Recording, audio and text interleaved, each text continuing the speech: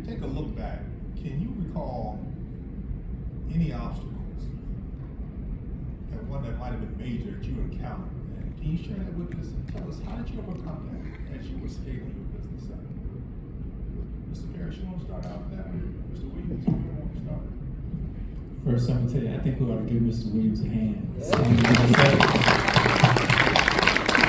So an opportunity.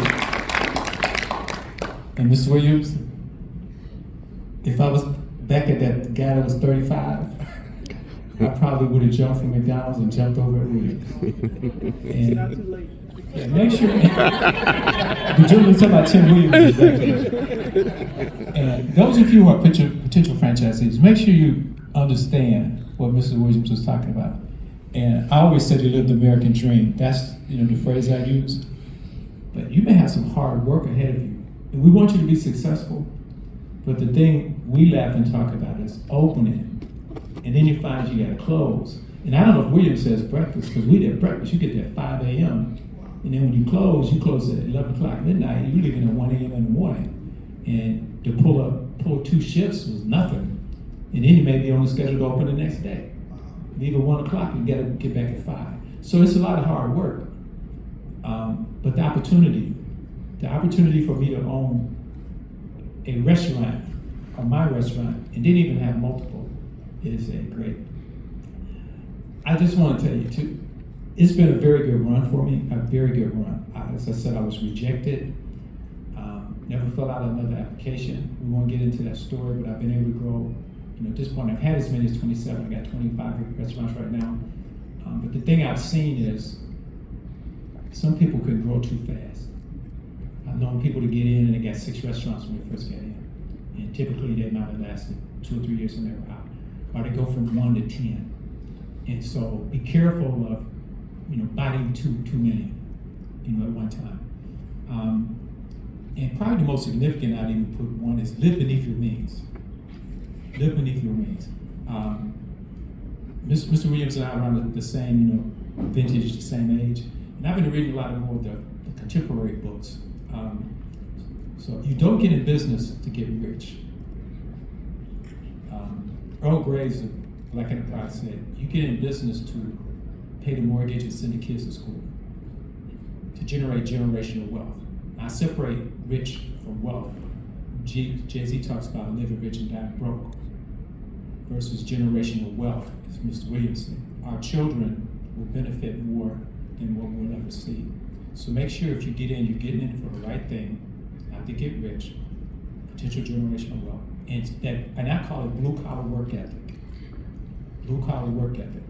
That you're gonna have to roll up your sleeves and work. You're not gonna call from Hawaii to check on the stores. You need to be in there. And the last thing, and I give it to Mac, and again, it's just things I've seen. You remember the first one, live beneath your means. McDonald's, I remember, told me early on, she said, you're gonna have a lot of money coming in, about that much belongs to you. So I had a friend, and we both trained together in Houston. I got an opportunity here, he got an opportunity to DC. Next thing I know, he had 3 restaurants, I had 1.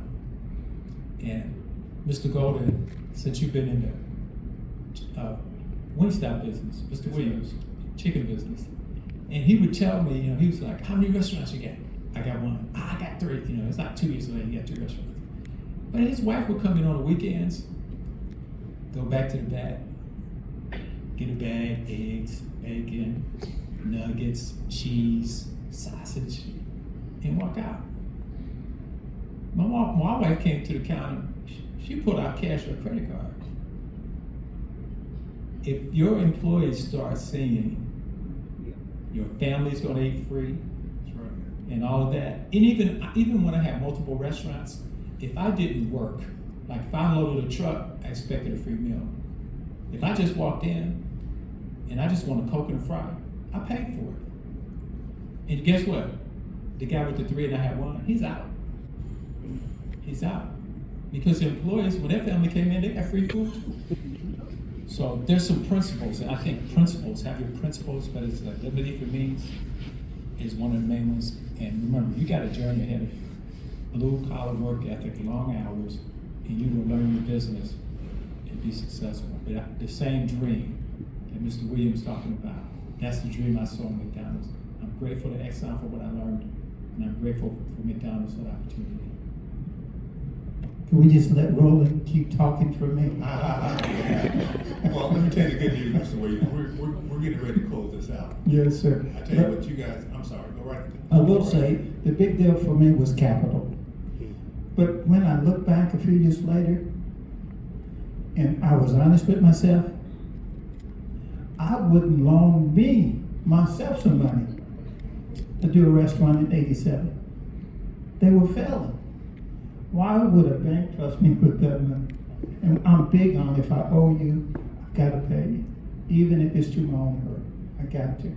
Because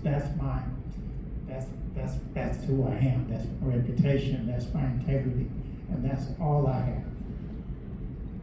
Excellent, excellent. Well, Mr. Williams, Mr. Parrish, we're going to come to a close. Carlos is saying to cut this now, and then we're going to take a break, come back for a Q&A. So let's give a big round of applause.